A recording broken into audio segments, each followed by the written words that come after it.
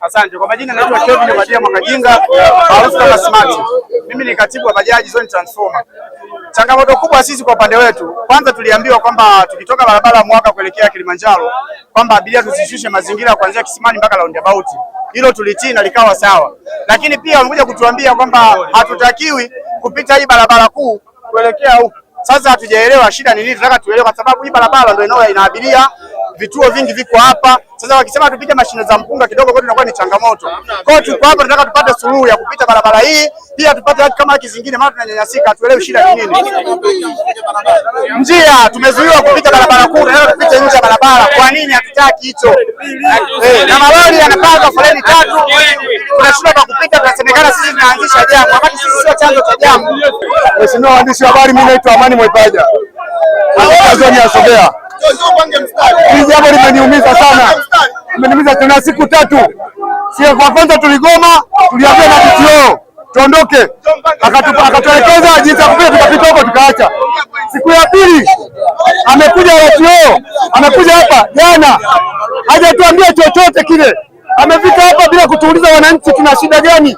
Amefika hapa amesema toeni bajaji, anaambia maaskari toeni bajaji, pekani polisi. Hii jambo limetuumiza. Hii leo ni siku ya tatu.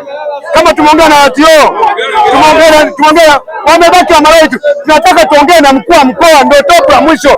Kama tukishindwa, mwaka jana tumeongea na mkuu wa mkoa, mbona kimereweka? Tunataka tunachotaka tuwe na haki, tupite barabara kuu kwa sababu tunalipa kwa mapato halmashauri. Inatuzuia mikokoteni, malori wanapanga foleni tatu kutoka huku. Tunabaki na magari ya halmashauri ya mji ndani na sisi bajaji tunatingwa. Kwa majina naitwa Israel Sanga. Ni katibu mstaafu. Ndugu mwandishi wa habari, kwanza tunawapongeza waandishi wa habari, tunawashukuru waandishi wa habari kwa ujio wenu. Swala la msingi tunaomba kama ni malori uwe mstari huu mmoja. Swala la pili, mwandishi wa habari, jioni ile mama zetu baba zetu wamechoka madukani, wanarudi nyumbani na magari yao, tunashindwa kwa kupita kabisa pamoja na bajaji. Na ukilinganisha kwamba bajaji kwa siku moja ni zaidi ya watu 1,000,000 tunaowasafirisha hapa mjini Tunduma, unaona. Alafu swala la pili,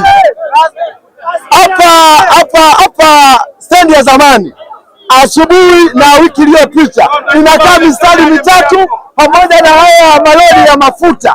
Sasa mheshimiwa, swala liko hivi, haya malori yakagongana, sawa, moto ukalipuka, tutapata hasara ngapi Tunduma? Nilikuwa naongea na mheshimiwa hapa, miongoni mwa vitu alivyoniahidi ni pamoja na kutoa checkpoint. Miongoni mwa vitu alivyoniahidi tunaenda kuzungumza, miongoni mwa vitu alivyoniahidi ni kupunguza checkpoint. Naomba niwaombe, na ameahidi tena, sile mbali hilo, ameahidi tena kuitisha mkutano mkuu wote, tukakaa Tunduma TC, sawa, tutoe kero zetu zote.